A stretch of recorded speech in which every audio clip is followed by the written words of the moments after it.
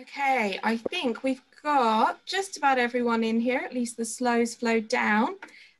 Robert, would you like to get us started, please? Thank you. I'd be glad to. I note that there's 138 participants. That's fantastic. So good evening, everyone. I'm Robert Keene, president of the Jewish Museum of Maryland, and it's my pleasure to welcome you to tonight's presentation, Manassas, Gettysburg, and Baltimore Street, a divided Jewish community faces the Civil War. Tonight's talk is just JMM's second experiment with live stream lectures, since we were all confined to our homes in March. I ask for your patience with any technical glitches that might occur.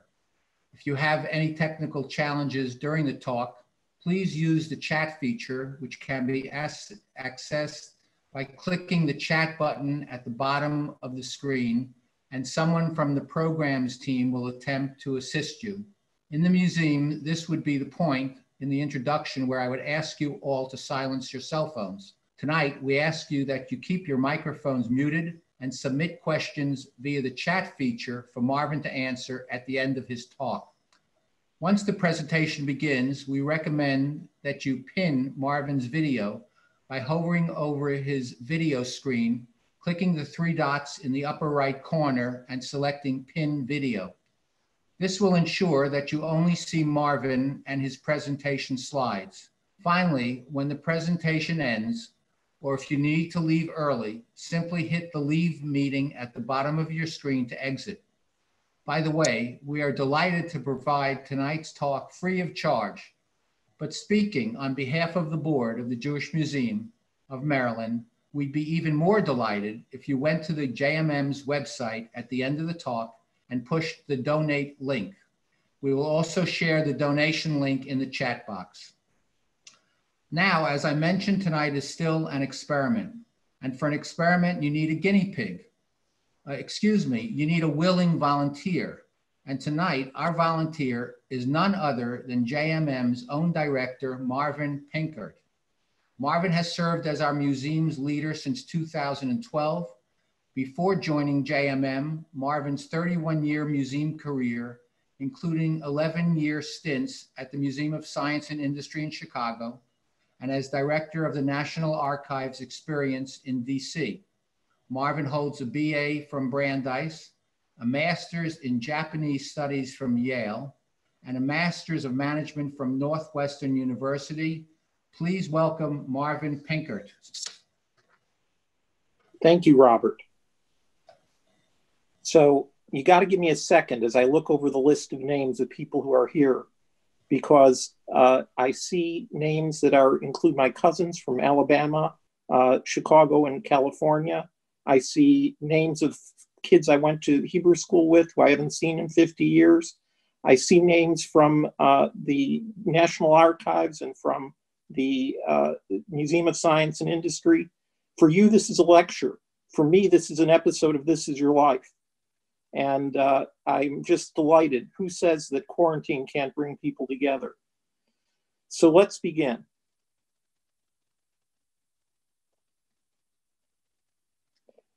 "13 years ago, when I was still working at the National Archives, we had our first project meeting for an exhibit called Discovering the Civil War, a massive traveling exhibit, 3 times the size of the Feldman Gallery at the Jewish Museum of Maryland. As we went around the table, people on the project team were asked whether their ancestors were Union or Confederate. When it came around to me, I responded, my ancestors were anti-Tsar. Like so many of us descended from immigrants in the great Eastern European exodus of 1880 to 1920, I didn't feel personally connected to the events that tore apart our nation decades before the first Pinkert or Dre relative landed on these shores. Over the next 7 years, my views would change radically as I finally understood not only the impact that the Jewish community had on the war, but even more importantly, the ways in which the American Civil War reshaped American Judaism and laid the foundation for modern Jewish life. What accounted for my change in perspective?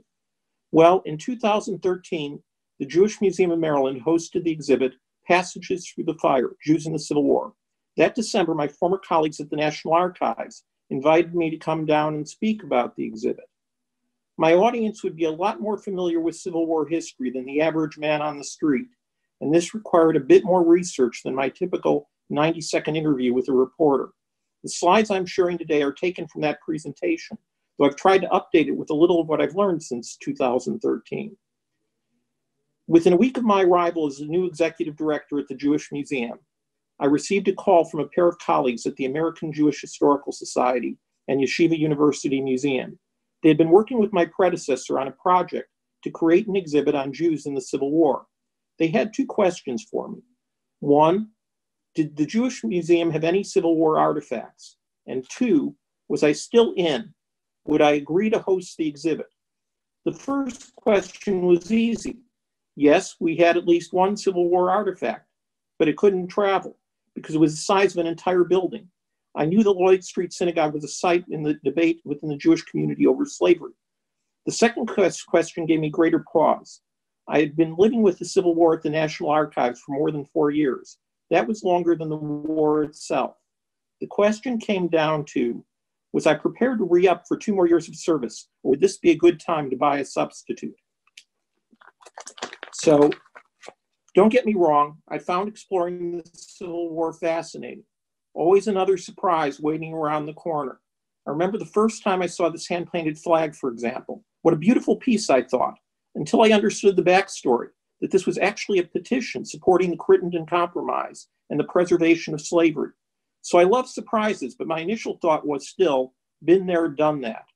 In retrospect, I'm very grateful that I overcame my Civil War fatigue and said, of course we're in, and we'll do some additional research to Marylandize the exhibit.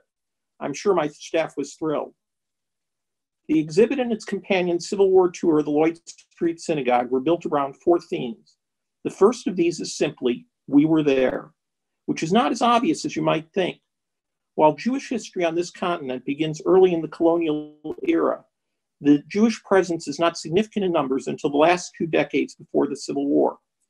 In 1840, the estimated US Jewish population is just 15,000. By 1860, it has grown tenfold to about 150,000. Nearly all the new immigrants hailed from Germany and Central Europe, driven by the revolutionary forces that swept that region in the late 1840s and 1850s. They came to escape uncertainty and violence and found themselves in a nation on the brink of civil war. So where to begin? I know what you're thinking. Wait for the slide to move.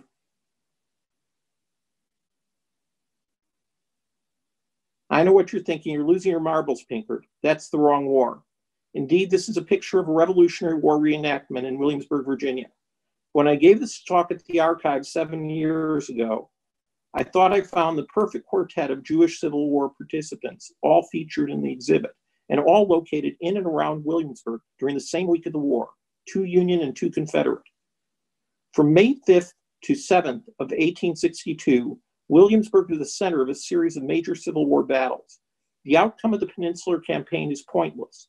Days of slogging around in miserable rainy weather, and the kids won't stop fighting. Come to think of it, I've taken a trip to Williamsburg like that myself. But the campaign seemed a great way to introduce 4 very disparate people whose lives intersected, or at least appeared to intersect, in Williamsburg that first week of May. The first person I wanted to introduce to you is Leopold BLUMENBERG. Mr. BLUMENBERG started out as a soldier in the Prussian army. His service in a war between Prussia and Denmark won him praise. However, it did not advance his rank.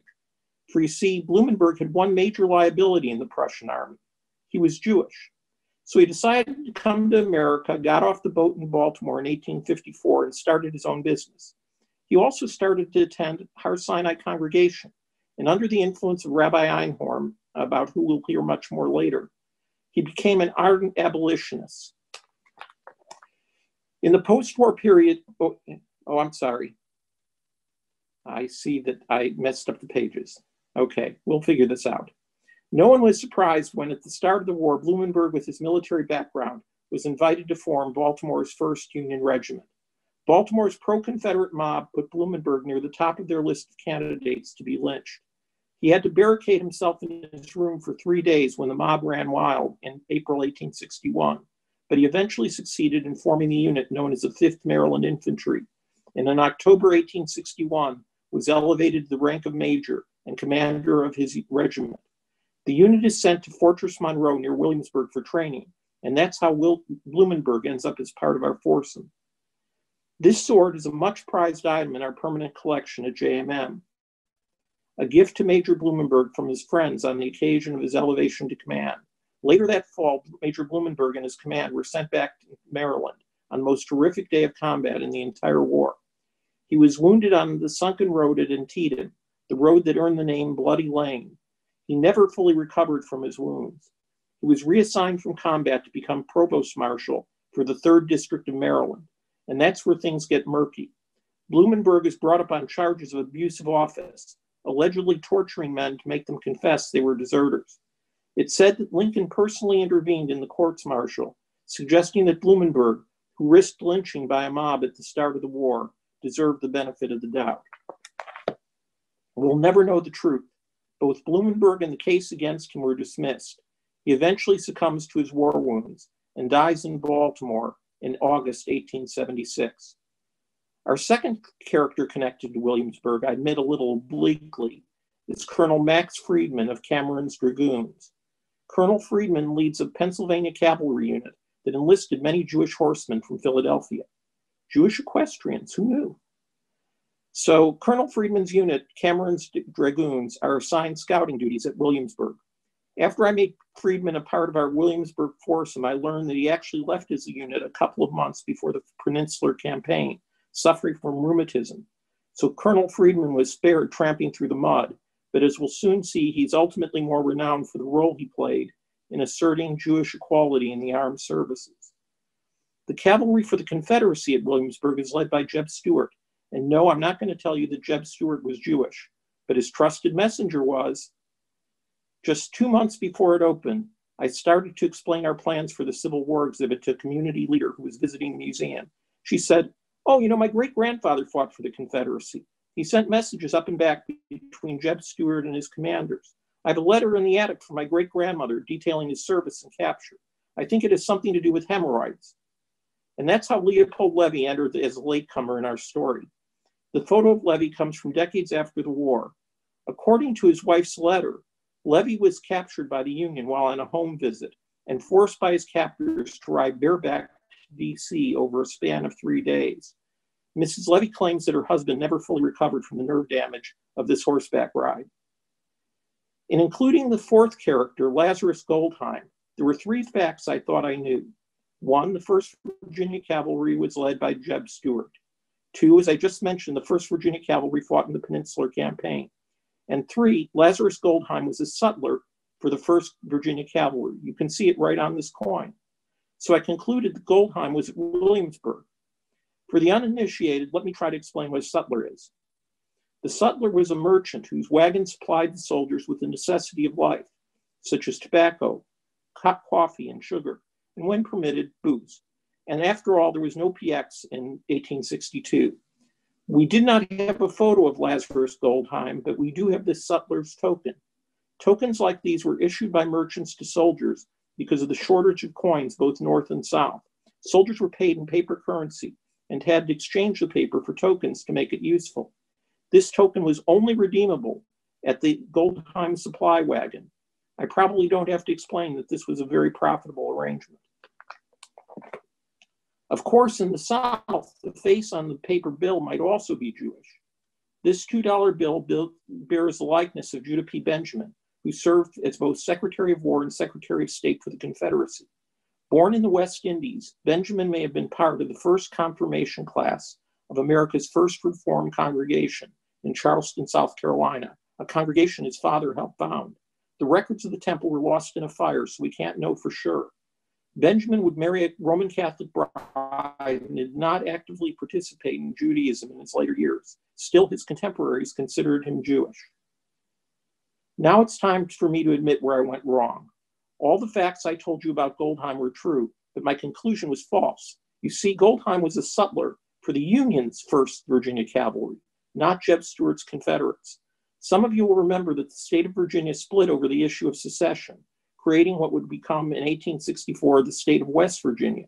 But in May of 1862, they were still identified as Virginia Cavalry. And that in that first week of May, the Union unit that GOLDHEIM is actually affiliated with is back here in Maryland defending the B&O Railroad from bushwhackers.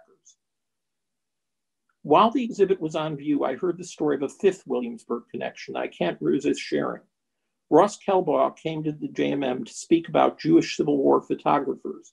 Baltimore apparently became a photography industry hub during the war, with at least 50 photo studios, many of which were owned or employed German Jews.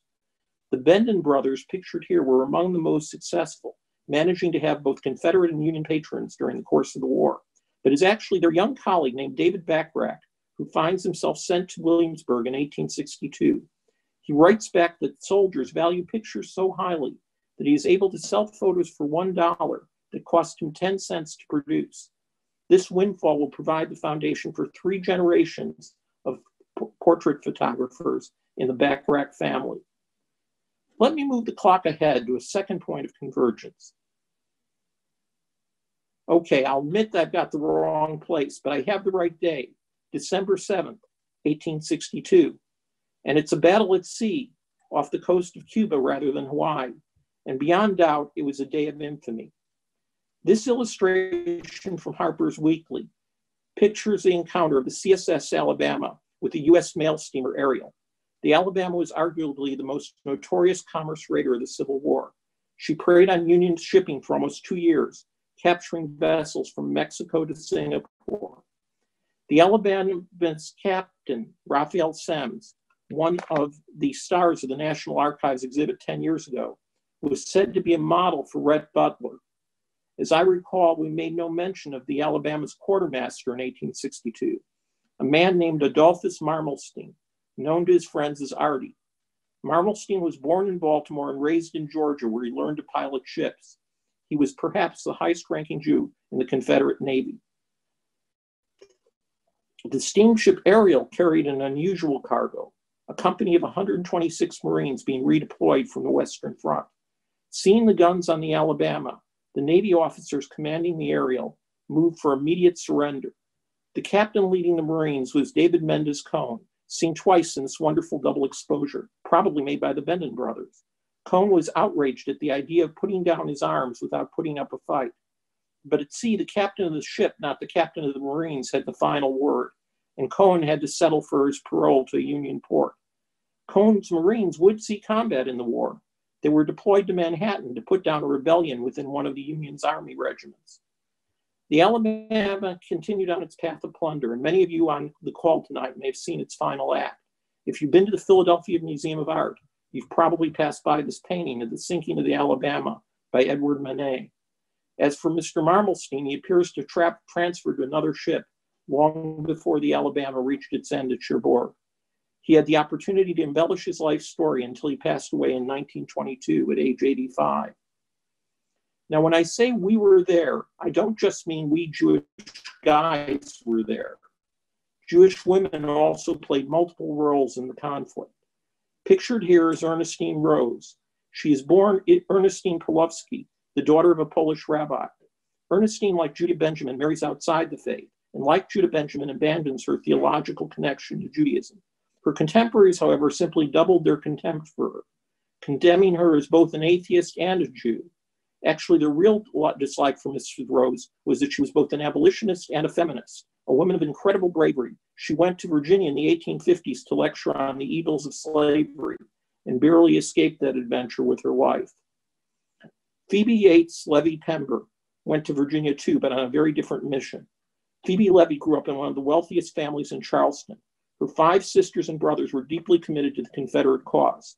Her husband, a non-Jewish Bostonian, died of tuberculosis near the start of the war. Looking for some way to make a contribution, Pember signed on to volunteer for the Chimborazo Hospital in Richmond, where she was quickly promoted to matron and chief administrator, charged with the care of tens of thousands of wounded soldiers. And yes, she did serve them chicken soup. By the way, Phoebe's sister, Eugenia, took a very different approach to service. Working as a Confederate spy in DC, she eventually ends up in prison, in a Union prison in Louisiana.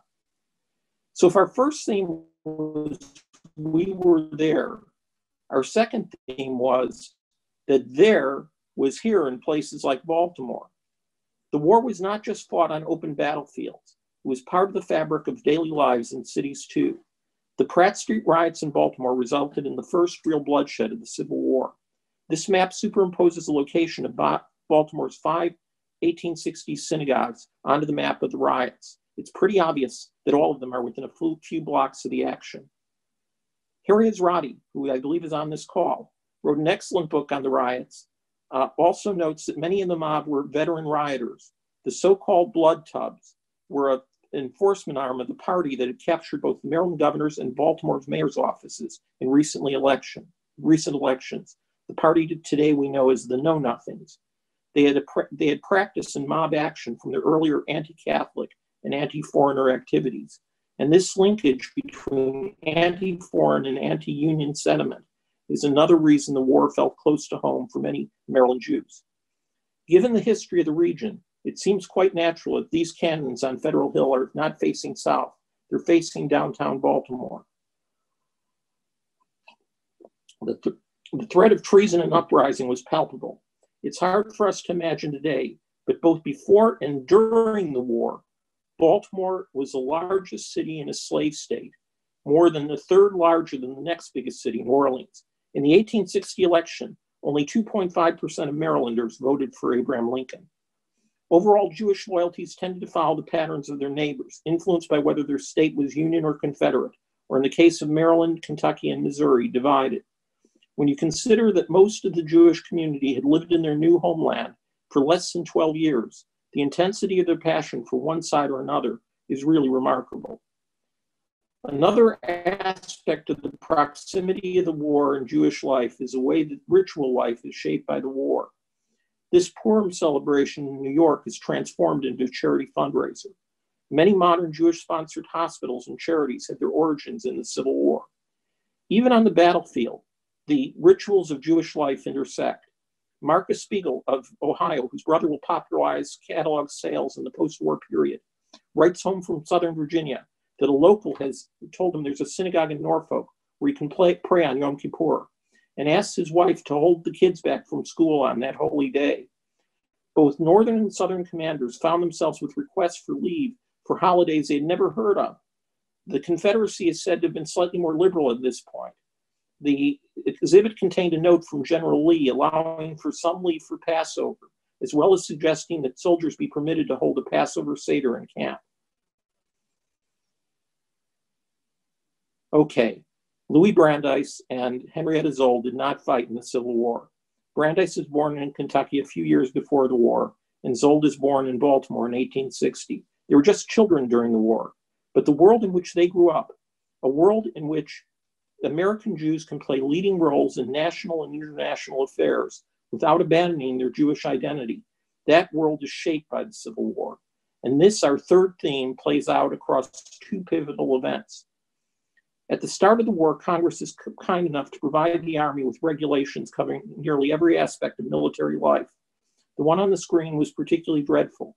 While it allowed regimental units to elect their own chaplains, it also added the proviso that none but ordained ministers of some Christian denomination could serve.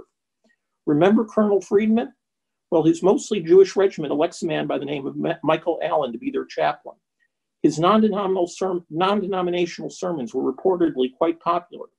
Unfortunately for Mr. Allen, some enthusiastic young men from the YMCA outed him, revealing that he was A, not an ordained minister, and B, Jewish. Allen was forced to resign, choosing to accept the charge of not being ordained. But Colonel Friedman was outraged that this blatant religious prejudice was codified in the law. So Friedman worked with his friend and ally, Rabbi Fischel, on a strategy to overturn the law. The strategy basically had three parts. First, the court of public opinion. Fischel and his allies went to the press to point out the injustice of the regulation and succeeded in getting favorable editorials. Second was the direct appeal to President Lincoln. When Fischel went to the White House, he found himself seated with a large number of petitioners who came each day with appeals to the president. He fully expected to be pushed off to some functionary and was rather surprised when Lincoln himself agreed to listen to his case. Lincoln expressed sympathy for the Jewish cause and agreed to support Fischel's pursuit of the third leg of his drive in the Congress.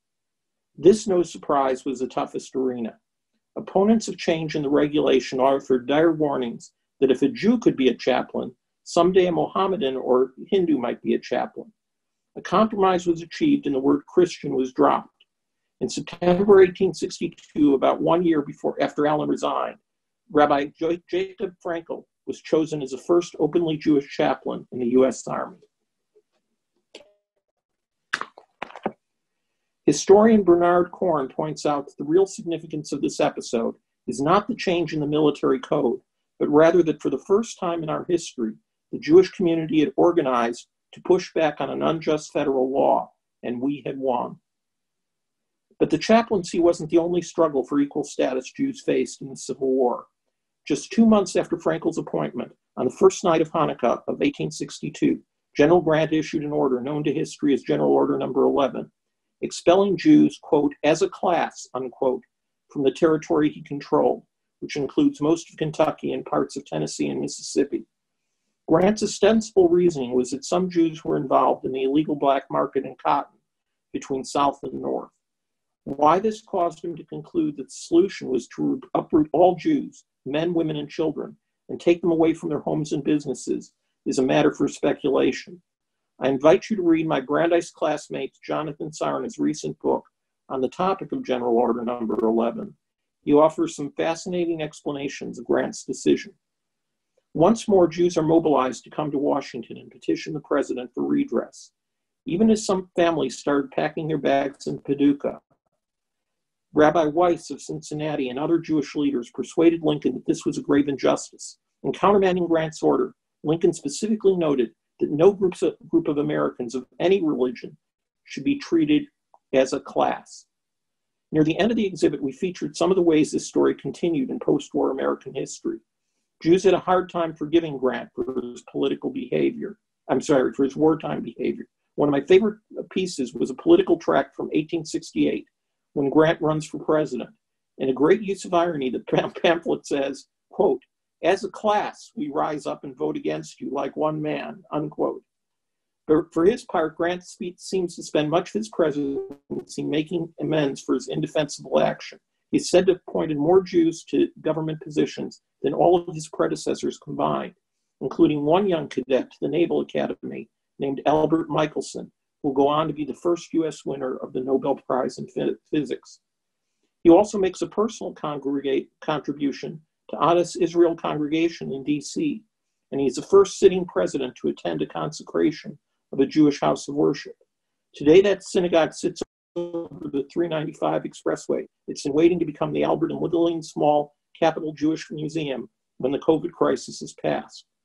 Again, the big picture here is not Grant's personal prejudice.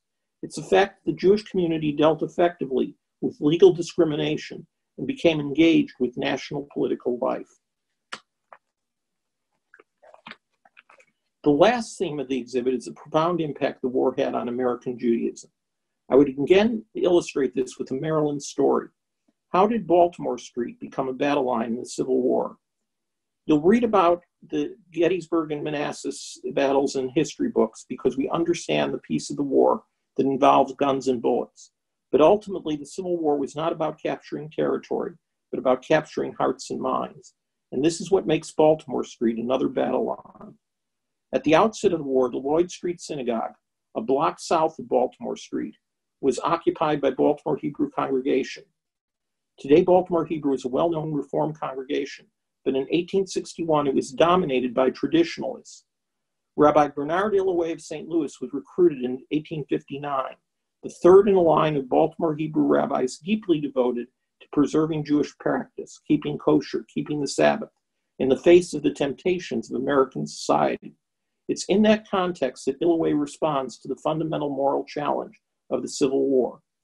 On January 4th, 1861, a day that is declared a fast day by President Buchanan, Rabbi Illoway rises to the pulpit to speak in defense of Southern secession and to condemn abolitionist rabbis and ministers for seeking to justify their cause on religious grounds. Abraham, Moses, and Job kept servants, and they did not abolish slavery. Who are these rabbis, he claims, to put themselves over our patriarchs? Within a year of his speech, those Union guns firmly planted on Federal Hill, ILLOWY heads to New Orleans for a more comfortable climate. Now, you may have noticed I did not use the word Orthodox in describing Baltimore Hebrew or Rabbi ILLOWY, because that would imply that the Jewish world was already divided into Orthodox, Reform, and conservative religious movements. And that's not the case. There were reformers, but their aim was not to create a separate religious movement, but rather to reform all of Judaism. As late as 1855, Rabbi Isaac Mayer Weiss sought to gather all American rabbis together to form one American Jewish council. He wasn't successful. The gap between radicals and traditionalists was already quite large. Rabbi David EINHORN, pictured on the screen, has the distinction of losing one congregational pulpit in Germany, having another shut down by the King of Hungary because of his revolutionary attitudes before coming to Baltimore in 1855. He's the first rabbi of Har Sinai on High Street, just north of Baltimore Street, and he very quickly moves towards the cause of abolition. He publishes a German-language newspaper, Sinai. In 1861, he uses the paper to attack the rabbis who sanctioned slavery in the synagogue on the fast day. He asks, how could people who rise up in the morning, every morning, to thank God for their deliverance from Egypt, turn around and say that there was biblical justification for the enslavement of others? And he asks, if we were to imitate Abraham and Jacob in all of their deeds, should we also practice polygamy? Great argument. But on the eve of Passover, 1861, EINHORN gets word that the mob is coming after him with tar and feathers. He and his family escaped to Philadelphia and never returned. There's actually a third position held by many Maryland Jews, well represented by Baltimore's third important Civil War rabbi, Benjamin SZOLD. He takes on the leadership of Oheb Sholem at the west end of Baltimore Street in 1859. Rabbi SZOLD, like many in the Jewish community, takes a middle position on both religious practice and the war itself. He neither defends nor condemns slavery, but suggests that if tolerance of slavery will bring peace, then it must be tolerated. Peace is the ultimate objective. He is shocked that his traditional congregation is using Rabbi Weiss's reformist Minhag America prayer book and occupies much of the Civil War years, creating his own liturgy that preserves more traditional practice. SZOLD sticks it out in Baltimore and becomes a founder of conservative Judaism, and his daughter grows up to be one of the most prominent leaders in Jewish education and Zionism. Now, I don't want to oversimplify the story. There are some Reform rabbis in the South who sanction slavery, and some traditional rabbis in the North who oppose it. But I only mean to suggest that the Civil War significantly deepened lines of stress that already existed in the Jewish community.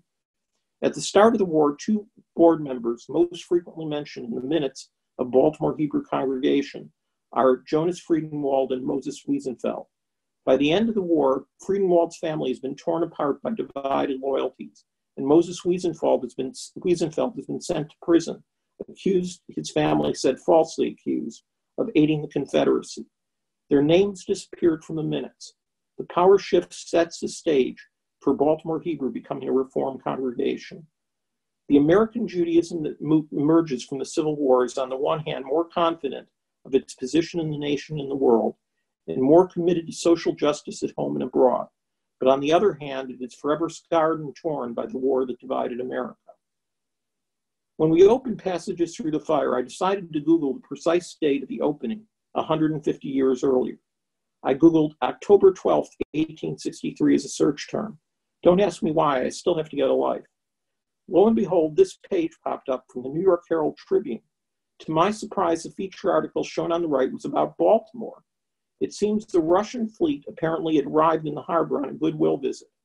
Baltimore's mayor and city council had issued a resolution praising the Tsar and his people for a steadfast alliance with the Union and their support for the blockade of the Confederacy. Out of one corner of my eye, I spotted the tiny headline on the left side of the page. It reads, Chief Rabbi of Warsaw arrested by Russia. When I investigated, I discovered that there was a popular uprising in Poland in 1863. Dovbir Meisels, the chief rabbi of Warsaw, had cast his lot with Polish freedom fighters. His arrest was part of the general suppression of the revolt. France and Britain were threatening to de-recognize Russia's annexation of Poland. but I probably don't have to explain. America was silent. First of all, we had a war on, and Russia was our ally. Secondly, we rarely got involved in the moral causes of other nations. Think about it. How could a nation that still tolerated slavery decry political repression in other lands? And third, the Jewish community still wasn't sufficiently politically organized to rouse the nation's conscience. The Civil War changes everything. In our National Archives exhibit in 2010, we demonstrated that the Civil War was a global conflict. But in 2013, that global war came home for me.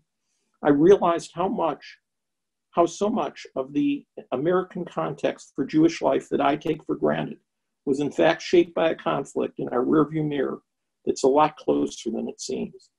Thank you for listening. I'd now be happy to entertain your questions about the exhibit or the museum.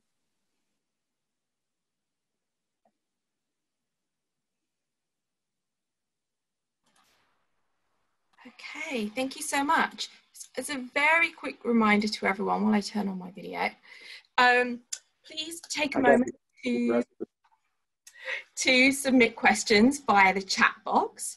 And while we give everyone a chance, oh, do we have a couple in there already? Okay, not quite yet. Oh, yes, so we actually do have one. We've got one here from Neil Rubin. When Lincoln died, congregations around North eulogized him.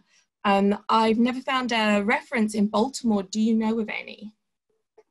I'm not sure about Baltimore, but the exhibit contained a book of eulogies from rabbis across the country. And the one that was most unusual, the one we put on display, was a eulogy by Rabbi ILLOWY, the same man who at the beginning of the war had said that who could blame our brethren of the South for seceding, actually wrote a eulogy praising Lincoln at the end of the war. I've taken that to be, first of all, probably a little less entirely sincere, but also a reflection of the fact that the conflict really brought the Jewish community closer to one mind as to our position on issues of civil rights and civil liberties. And I think that that is something that the war helped facilitate. Fantastic. So I feel like one comment I need to just mention comes from Sheila, who recognized the amazing hat. So thank you very much, Sheila, for spotting that. And then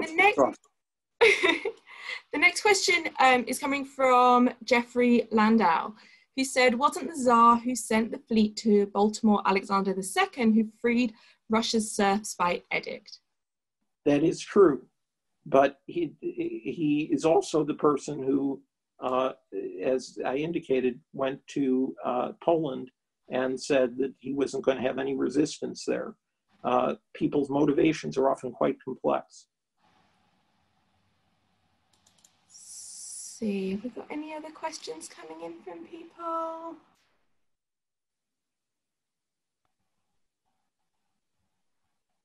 Oh, here we go, another one popping up. From Rebecca Hofberger. Hello, Rebecca.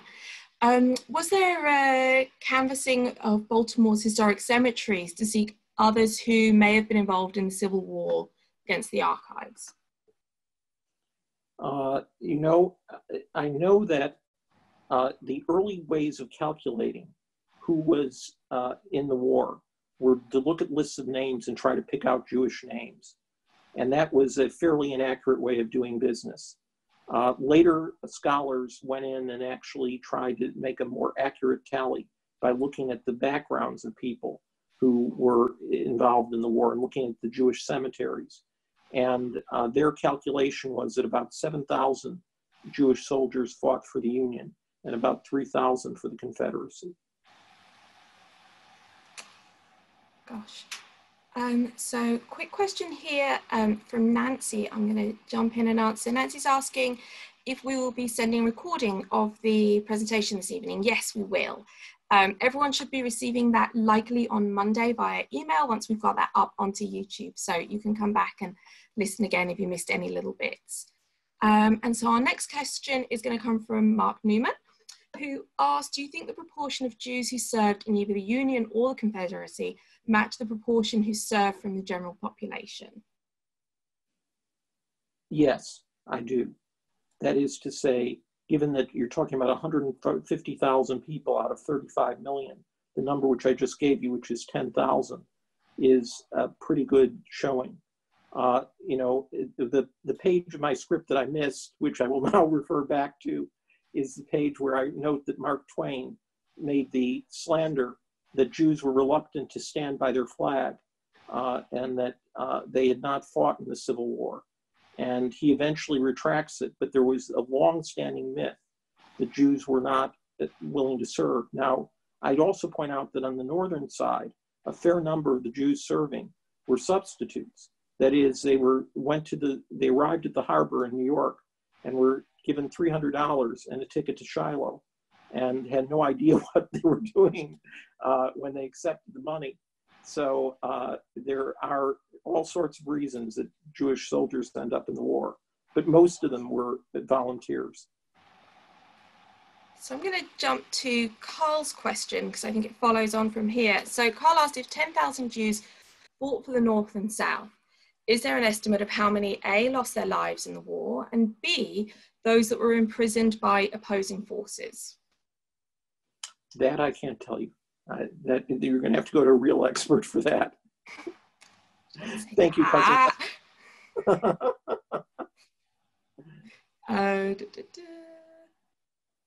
Okay, hold on.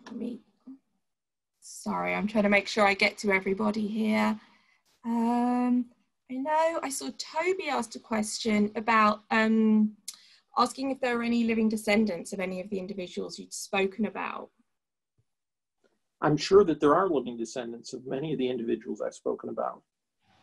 We were not able to contact them during this course of the exhibit, but now that this is online, it wouldn't surprise me that we were going to run into all sorts of descendants. I think that's likely very, very true.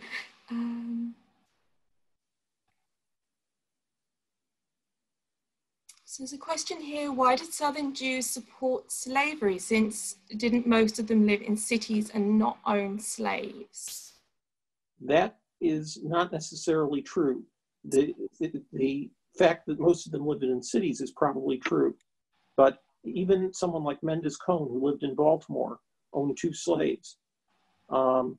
It wasn't unusual for city folks, especially in the period of the 1850s, to have slaves as their servants.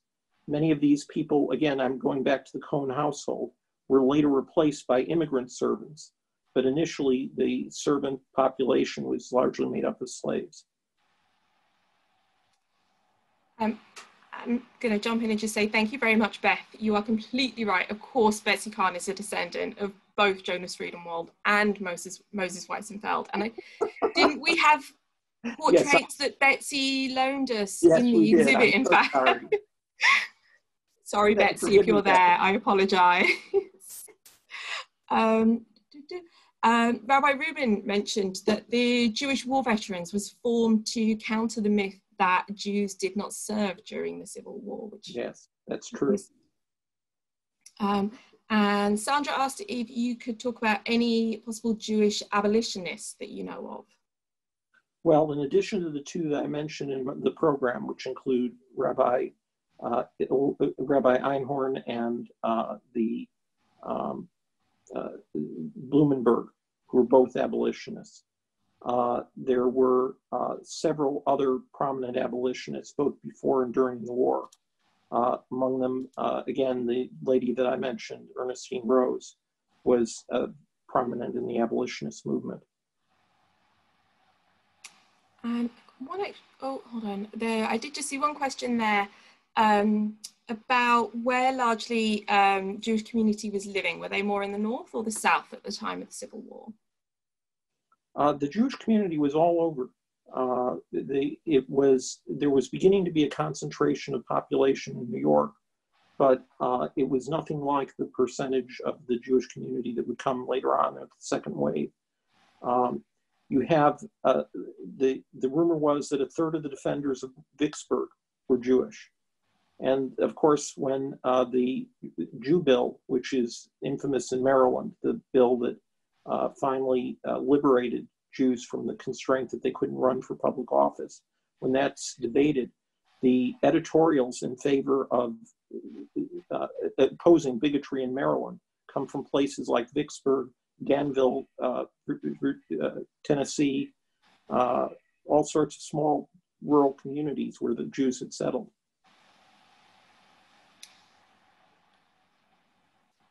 Okay, I just think maybe pull one last question.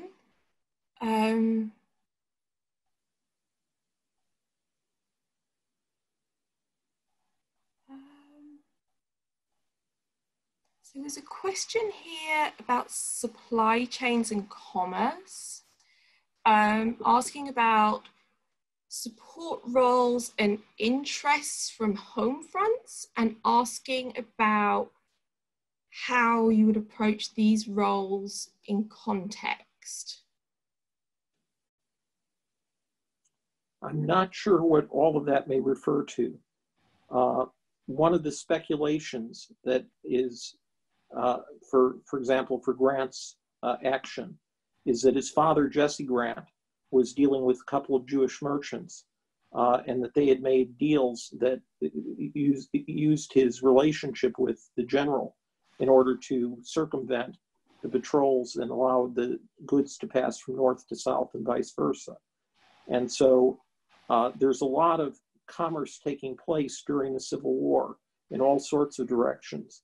And the fact that Jews had been peddlers and had routes that went from north to south before the war made them in an unusual position to continue that commerce during the war. I'm going to throw in one last question from Toby about, have we collected any additional items into the museum collection connected to the Civil War since the exhibit? Oh God. You should be able to answer this one, Trillian. You've been working in collection. I am racking my brain as to think what we've had. Toby, do you want to? Did you have something specific? I know that we had borrowed the GOLDHEIM tokens, and now we have a whole set of GOLDHEIM tokens that we got about 2 years ago. So there have been some minor additions to the collection since that time.